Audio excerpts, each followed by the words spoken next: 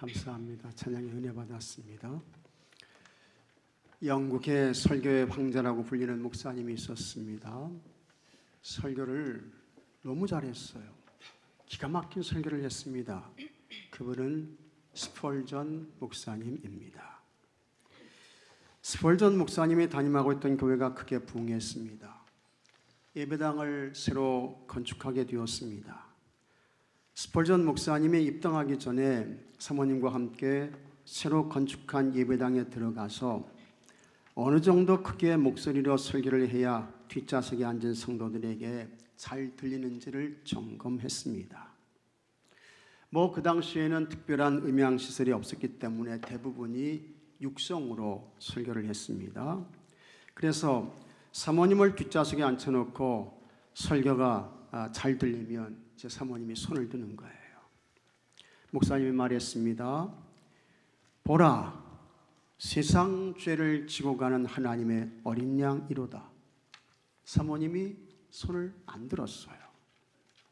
스펄전 목사님이 조금 더 큰 소리로 말했습니다. 보라, 세상 죄를 지고 가는 하나님의 어린 양이로다. 그런데도 사모님께서 손을 안 드시는 거예요. 목사님이 아주 큰 소리로 외쳤습니다. 보라! 세상 죄를 지고 가는 하나님의 어린 양이로다. 그때 사모님이 이제 뒷좌석에서 손을 들었습니다. 스펄전 목사님과 사모님이 이 모든 과정을 마치고 예배당에서 나가려고 하는데 갑자기 한 사람이 예배당 안으로 뛰어들어왔습니다. 그 사람은 예배당 지붕 위에서 페인트 칠을 하고 있던 인부였습니다. 그리고는 느닷없이 스펄전 목사님 앞에 무릎을 꿇는 것입니다. 그리고 말했습니다.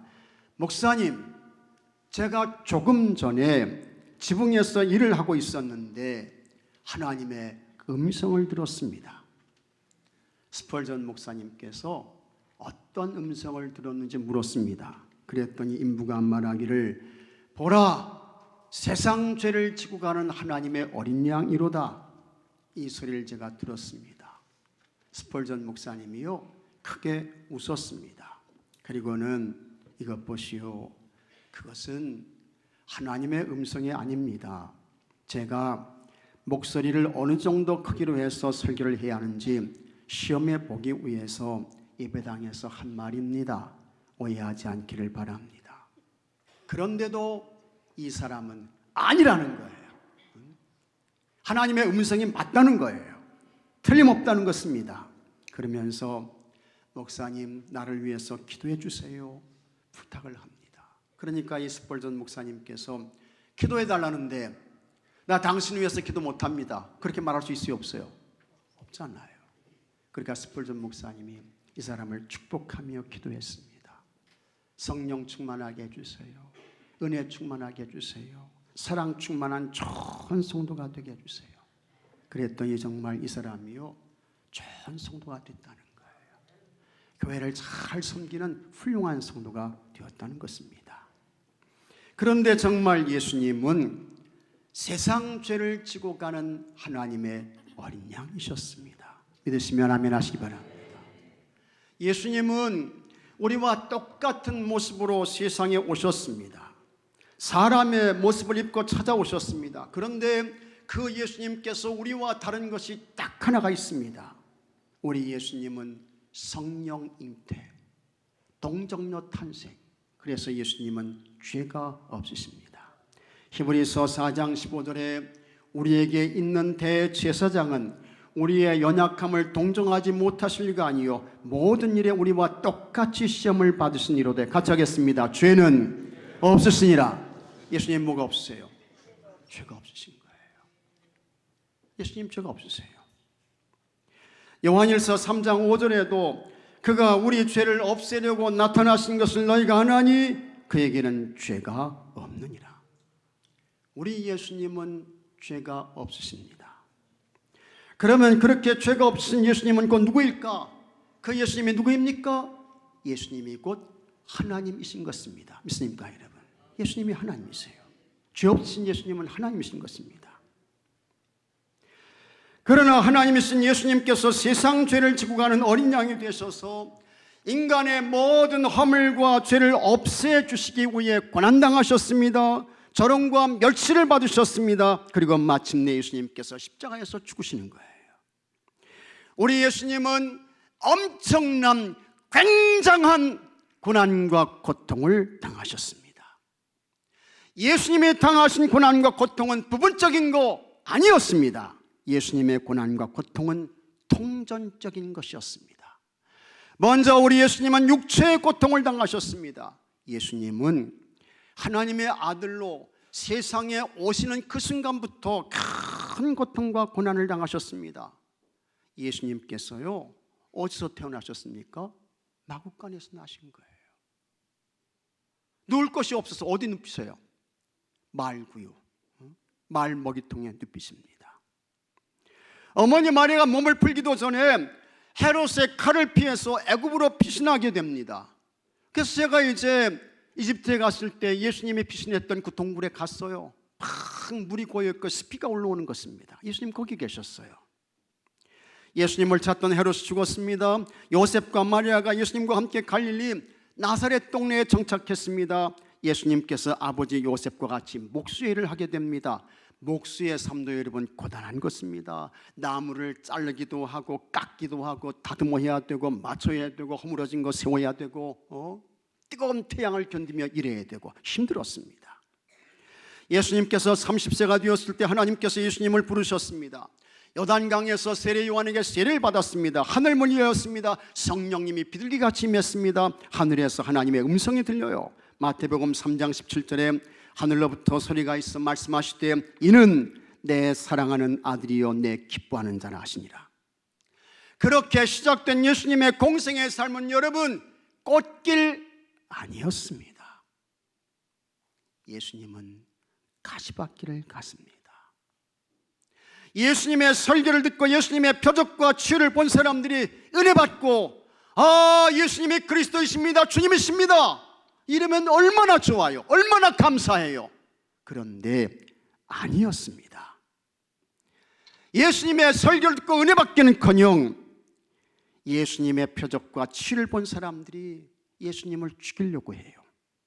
요한복음 18장 18절에 유대인들이 이로 말미암아 더욱 예수를 죽이고자 하니 이는 안식일을 범할 뿐만 아니라 하나님을 자기의 친아버지라 하여 자기를 하나님과 동등으로 삼으심이로라.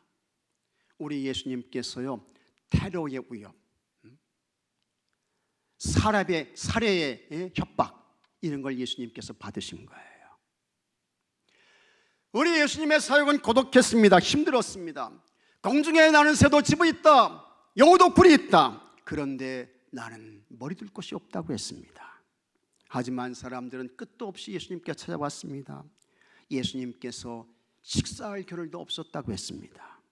배를 타고 갔을 때는 배 뒤편에서 예수님께서 주무십니다. 예루살렘으로 입성하실 때에는 우리 예수님께서 승리와 힘의 상징이 되는 흑말을 타시든지 검은 말을 타시든지 말이죠, 그 찬란한 갈기가 막 휘날리는 백마를 타고 예루살렘 성에 입성하시면 얼마나 좋아요. 그런데 여러분 아니었습니다. 나귀를 타셨어요. 근데 그것도 어른 나귀가 아니고 나귀 새끼를 타고 예루살렘 성에 들어가셨습니다. 사람들이 정려나무 가지를 꺾어서 흔들며 호산나 호산나를 외칩니다. 그런데 그들은 예수님과 바라바를 선택하시오 라고 할 때에 예수님이 아닌 바라바를 풀어주라고 외쳤습니다. 예수님이 가시는 십자가 길은 험악했습니다. 예수님께서 겟세마네 동산에서 기도하셨습니다. 고난의 쓴자를 피하고 싶었습니다. 하지만 예수님은 기도를 이렇게 마치십니다. 마태복음 26장 39절에 조금 나아가사 얼굴을 땅에 대시고 엎드려 기도하여 이르시되 아버지여 만일 할만하시거든 이 잔을 내게서 지나가게 하옵소서. 다 같이 읽겠습니다. 그러나 나의 원대로 마시옵고 아버지의 원대로 하옵소서. 이게 예수님 기도예요. 예수님께서 체포당하셨습니다. 채찍에 맞으셨습니다. 마침내 예수님께서 십자가 처형을 당하십니다. 십자가는 인류 역사에서 가장 가장 잔인하고 잔혹한 형벌 중에 하나였습니다.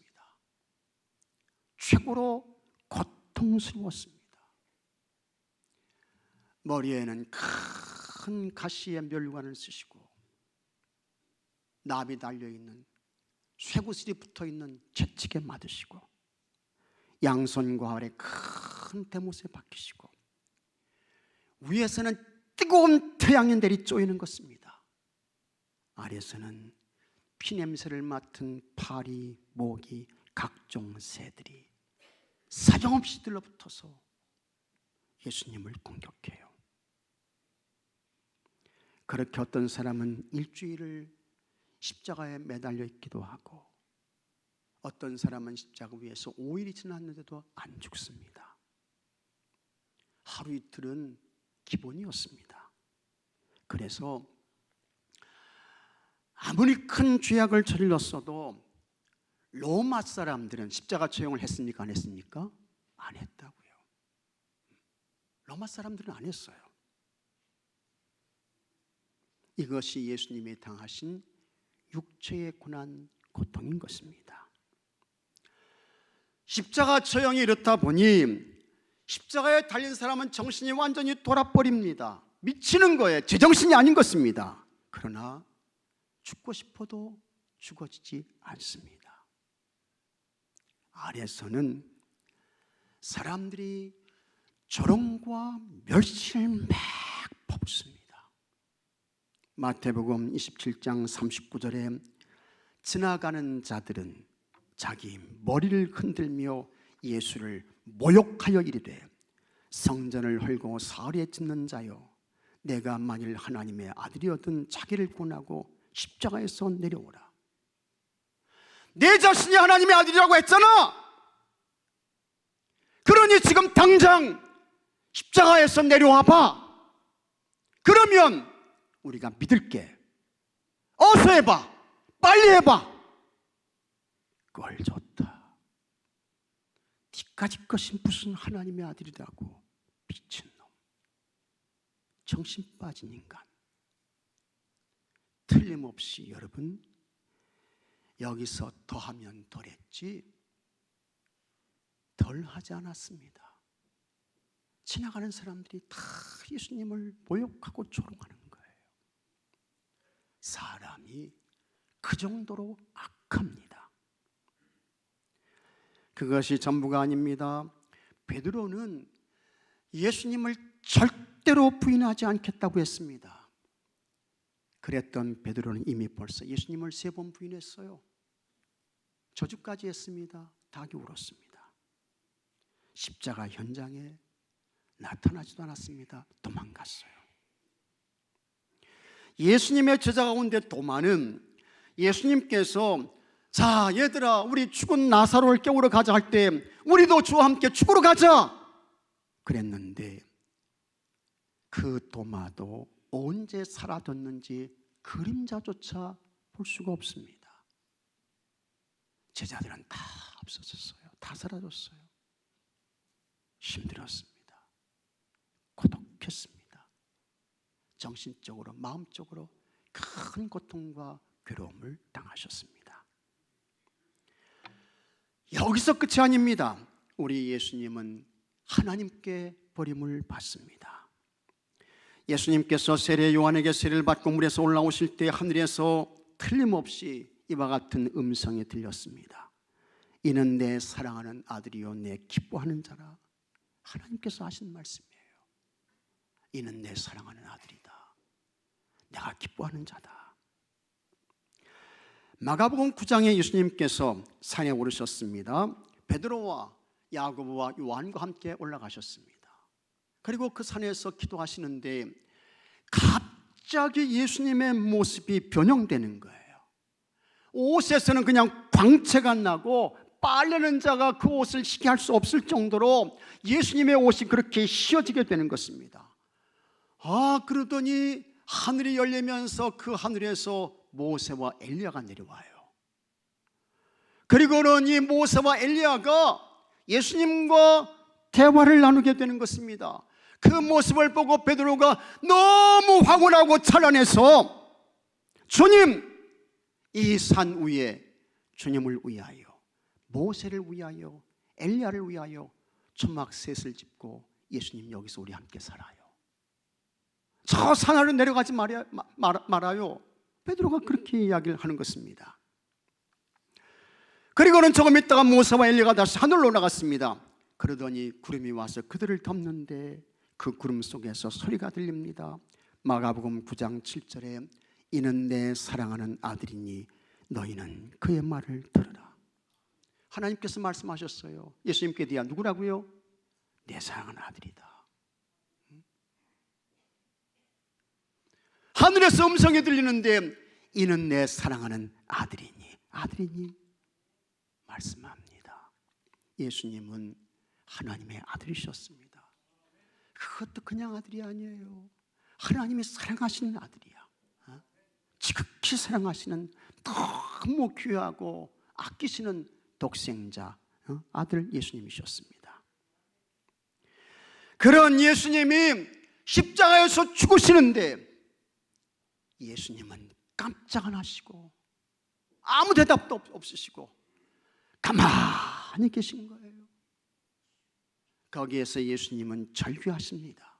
마태복음 27장 46절에 같이 읽겠습니다. 엘리 엘리 라마 사박다니, 나의 하나님 나의 하나님 어찌하여 나를 버리셨나이까? 어찌하여 나를 버리시나이까? 예수님의 기도인 것입니다. 여러분, 우리는 생각하기를 빌라도가 예수님을 십자가에서 죽게 한 것이라고 생각합니다. 맞습니까? 우리는 잔혹한 로마 병사가 예수님을 십자가에서 처형했다고 생각해요.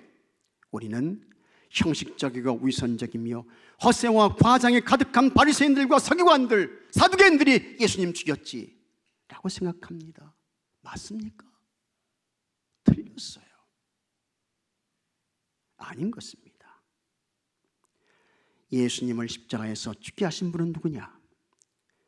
하나님께서 내 사랑하는 아들이라고 말씀하셨는데, 그렇게 예수님을 사랑하셨던 그 하나님, 그 하나님께서 예수님을 세상에 보내시고 그 예수님을 십자가에서 우리 하나님께서 죽게 하셨음을 깨닫고 믿으시기 바랍니다.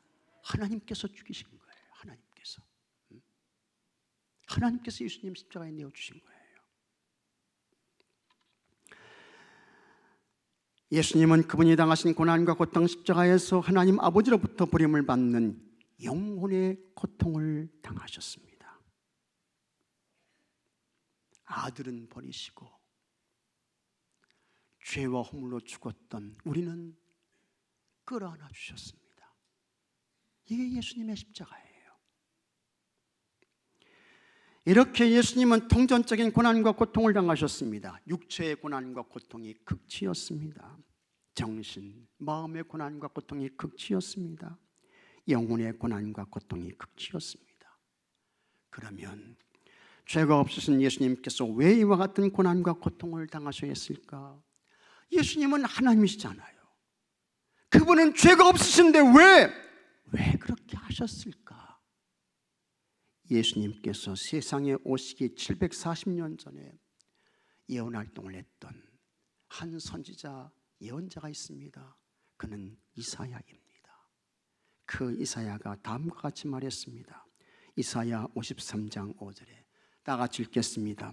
그가 찔림은 우리의 허물 때문이요 그가 상함은 우리의 죄악 때문이라. 그가 징계를 받음으로 우리는 평화를 누리고 그가 채찍에 맞음으로 우리는 나음을 받았도다. 여기서 여러분, 우리는 누구입니까? 그 우리 속에 누가 있어요? 누가 있는 거예요? 맞습니다. 여러분 자신이 있는 거예요. 그 우리 속에 내가 있는 것입니다. 나를 위해서 예수님께서 고난과 고통을 당하시고 십자가에서 죽으셨습니다. 이것을 믿고 고백하는 사람에게 죄사함이 오게 되는 것입니다. 구원이 오게 되고 영생이 오게 되는 것입니다. 믿습니까, 여러분? 세례 요한은 다음과 같이 말했습니다. 요한복음 1장 29절에 이튿날 요한이 예수께서 자기에게 나오심을 보고 이르되 보라, 세상 죄를 지고 가는 하나님의 어린 양이로다. 이 세상 속에 누가 있어요? 누가 있습니까? 대답해 보세요. 내가 있는 거예요. 여러분이 있는 것입니다. 예수님의 고난과 고통, 십자가 죽음을 나로 가장 확실하게 쐐기를 박아서 말한 사람이 있습니다. 누구입니까? 사도 바울입니다. 갈라디아서 2장 10절에 내가 그리스도와 함께 십자가에 못 박혔나니 그런즉 이제는 내가 사는 것이 아니요 오직 내 안에 그리스도께서 사시는 것이라. 이제 내가 육체 가운데 사는 것은 가짜겠습니다. 나를 사랑하사 나를 위하여. 누구예요? 나야, 나. 나라고요. 나를 사랑하사 나를 위하여 자기 자신을 버리신 예수님이 십자가에서 자신을 버리신 것입니다. 그 하나님의 아들을 믿는 믿음 안에서 사는 것이다. 이 사람에게 구원이 있게 되고 죄사함이 있게 되고 영생이 있게 되고 하나님 나라 천국이 있게 되는 것을 믿으시기 바랍니다. 예수님의 고난과 고통, 십자가 죽음으로 죄와 허물로 죽었던 내가 다시 살게 되었습니다. 내가 예수님을 그리스도 주님으로 믿고 고백함으로 나에게 죄사함이 왔습니다. 구원이 왔습니다. 영생이 왔어요. 영원한 하나님 나라 천국을 유월로 받게 되었습니다. 감사하셔야죠. 세세 무궁토록 찬송과 영광을 우리 하나님께 올려드리셔야 합니다. 그리고 예수님의 고난과 고통, 십자가 죽음을 기억하고 여러분 주님 위에 살아야 하는 줄로 믿으시기 바랍니다. 교회 위에서 사세요. 하나님 나라 위에 사시는 여러분들이 되시기를 바랍니다. 그것이 마땅한 것입니다. 그것이 옳은 것입니다. 어떤 목사님과 아들이 있었습니다. 어느 날이었습니다. 아버지 목사님이 9살 아들을 데리고 오케스트라 연주회에 가게 됩니다. 이 아들은 태어나서 처음 아버지와 함께 이제 오케스트라 연주회에 가게 된 거예요. 기대가 되었습니다. 드디어 연주회가 시작되는 것 같았습니다. 그런데 연주회가 시작되기 전에 저마다 금관 악기를 가진 사람들은 악기를 불어서 소리를 내고 현악기를 연주하는 사람들, 바이올린, 비올라, 첼로, 컨트라베이스, 이게 현악 연주자들인데 이 사람들도 활을 줄에 그어서 소리를 내는 거예요. 9살 아들이 그 모습을 보고 궁금해서 아버지께 물었습니다. 아빠, 왜 연주로는 하지 않고 저렇게 소리를 내요? 아버지 목사님이 대답했습니다. 저것은 연주하기 전에 악기의 음이 정확하게 맞았는지 뭐 하는 거예요? 조율을 하는 거야. 조율을 하는 거야. 조율이 끝나더니 취자가, 이 컨덕터가 손을 들어요. 취자가 그냥 손을 힘차게 내줬자 웅장한 오케스트라가 소리를 내며 연주회가 시작되었습니다. 예수님의 고난과 고통, 십자가 죽음으로 구원받은 우리에게도 반드시 무엇이 꼭 필요할까? 여러분, 영적 조율을 하셔야 됩니다. 영적 조율. 그래서 모든 것이 예수님께 맞춰줘야 되고 예수님이 중심이 되어야 하고 예수님이 제일이 되어야 하고 예수님이 우선이 되어야 하는 것입니다. 할렐루야. 꼭 하셔야 돼요. 반드시 하셔야 돼요. 하지만 여전히 내 허물과 죄를 없애 주시기 위해 고난과 고통을 당하시고 십자가에 죽으신 예수님이 중심이지 않습니다. 예수님이 우선이 아니라고요. 내가 앞서고 내 말이, 내 생각이 먼저이고 내 영광, 내 유익이 앞서고 이런 사람이 한두 사람이 아닙니다. 잘못됐습니다. 많이 빗나갔어요.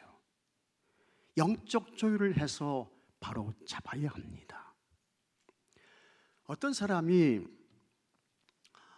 자기 몸이요 이상하게 이전과 같지 않아요. 자기 몸이 아픈 것 같아. 그래서 병원에 가서 건강검진을 했습니다.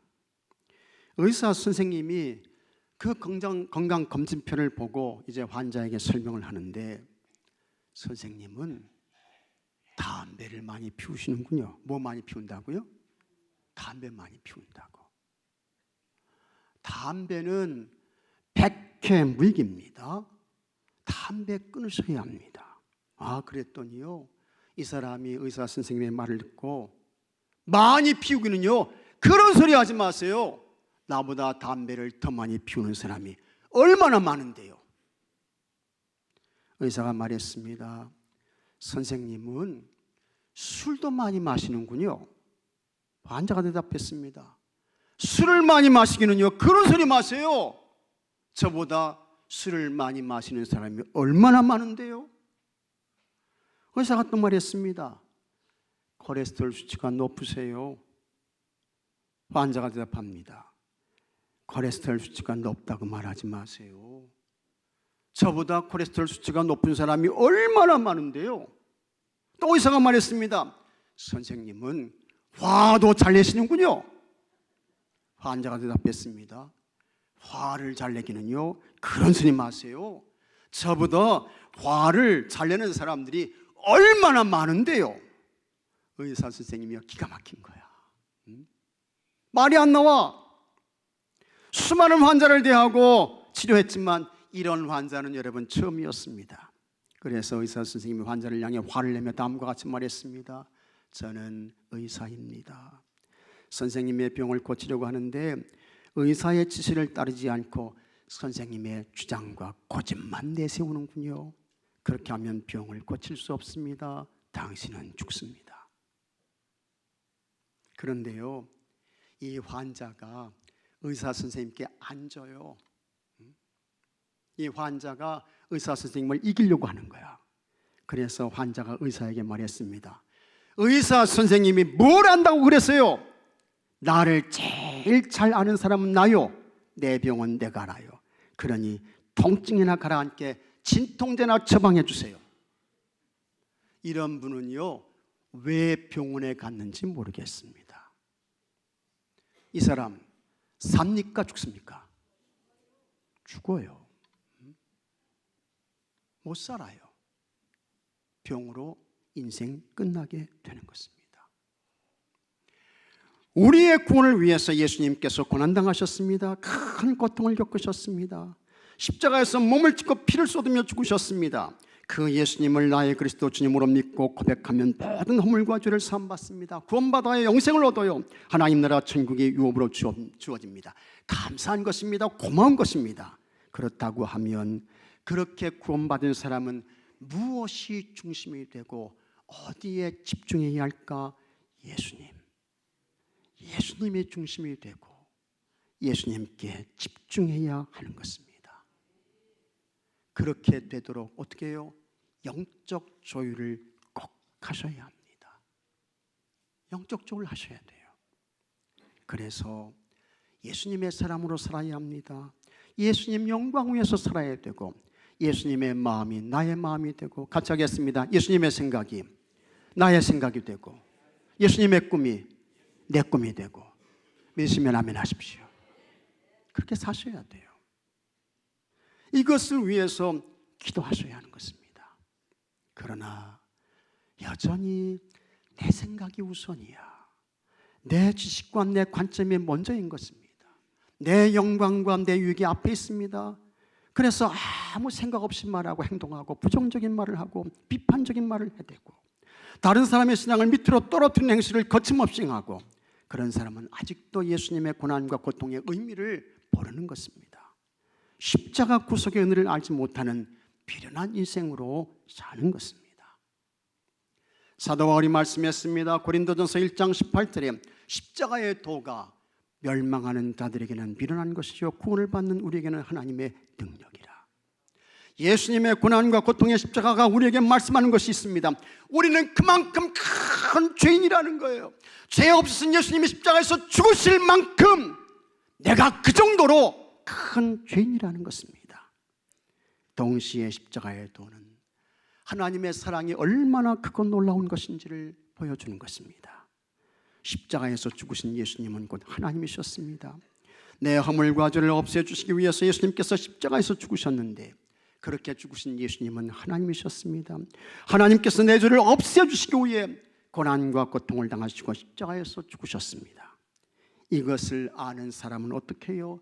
그 사랑 앞에 꿇어 엎드려서 정말 겸손하고, 진짜 겸손하고, 아주 겸손하게 살고, 예수님께 집중해서 살고, 예수님께 감사하며 그분을 위해서, 그분 나라를 위해서 살게 되는 것입니다. 그러므로 여러분, 이와 같은 이 십자가의 의미, 십자가의 도, 하나님의 사랑을 깊이 깨닫고 잘 아시고, 여러분들이 주님과 교회를 위한 거룩한 헌신자로 살아가시기를 바랍니다. 내 모든 것을 주님과 하나님 나라 교회를 위해 드리는 자로 사셔야 돼요. 그 사람이 예수님의 고난과 고통, 십자가, 죽음이 나를 위한 것이구나, 그걸 믿는 사람이 되는 것입니다. 회피하지 마시고, 도망가지 마시고, 못한다고, 안 한다고 이유와 핑계를 대지 마시고, 절대로 원망과 불평도 아닌 것입니다. 감사와 감동과 감격으로 나를 위해 고난과 고통을 당하시고 나 때문에 십자가에서 죽으신 예수님과 그분의 교회와 하나님 나라를 위해 사는 모든 분들이 되시기를 주의 이름으로 축복합니다. 다 같이 기도합시다. 아버지 하나님, 예수님의 고난주일, 예수님의 종료주일에 예수님께서 내 허물과 죄를 없애 주시기 위해 십자가에서 흠없는, 죄 없는 피를 쏟으시고 거룩한 몸을 찢으셨음을 알게 하여 주시옵시고, 그 예수님으로 인하여 나에게 구원이 오고 영생이 오고 죄사함이 오고 영원한 하나님 나라 천국이 왔음을 알게 하시고, 감사와 감동과 간격으로 주님 위해서, 몸된 교회 위해서, 하나님 나라 위에 사는 우리 모두가 되게 하여 주시옵소서. 우리 주 예수 그리스도 이름으로 간절히 기도하옵나이다. 아멘.